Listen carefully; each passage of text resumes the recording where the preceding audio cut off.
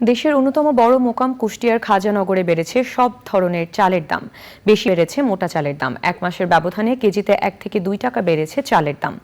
হঠাৎ ধানের দাম বেড়ে যাওয়ায় বাধ্য হয়ে চালের দাম বাড়ানো হয়েছে বলে দাবি চালকল মালিকদের।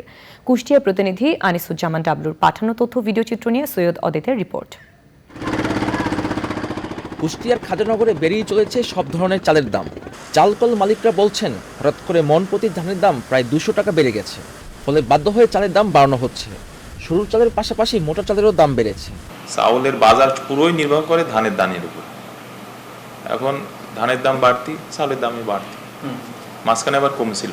এখন এই যে ধানের দামটা বাড়ছে, অন্যান্য বছর কর্পোরেট কমে যখন না আসছে, হস করে 2-3 মাসে 200-250 টাকা 300 টাকা ধানে বাড়ার নজির আগে ছিল না। হয়তো 50 টাকা 100 টাকা বাড়ছে। এখন 2 মাস পরে ধানের দাম বেড়ে গেছে প্রায় 250-300 টাকা। এদিকে মিল গেটে চালের দাম বাড়ায় প্রভাব পড়েছে খুচরা বাজারে। মিল মালিকরা বলছে মার্কেটে ধান পাওয়া যায় না, ধানের দাম বৃদ্ধি হলে তারা চাউলের দাম বৃদ্ধি করে।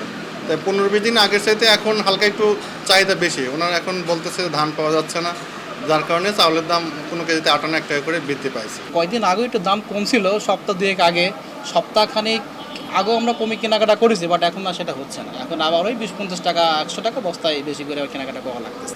খাজানগর মোকামের অনেক চালকলে ধান ও চালের পর্যাপ্ত মজুত রয়েছে বলে দাবি চালকল মালিকদের।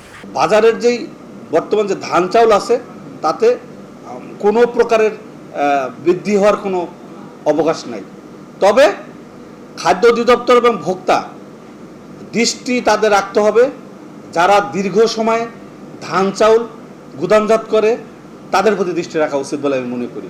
এই মাসের শুরুর দিকে 28 চালের প্রতি বস্তার দাম ছিল 1300 থেকে 1400 টাকা। সেই চাল এখন বিক্রি হচ্ছে 1450 টাকারও বেশি। একই সাথে কাজললতা নামের জাতের চাল মানভেদে বিক্রি হচ্ছে 1520 টাকারও বেশি। সৈয়দ অদিত, চ্যানেল আই, ঢাকা।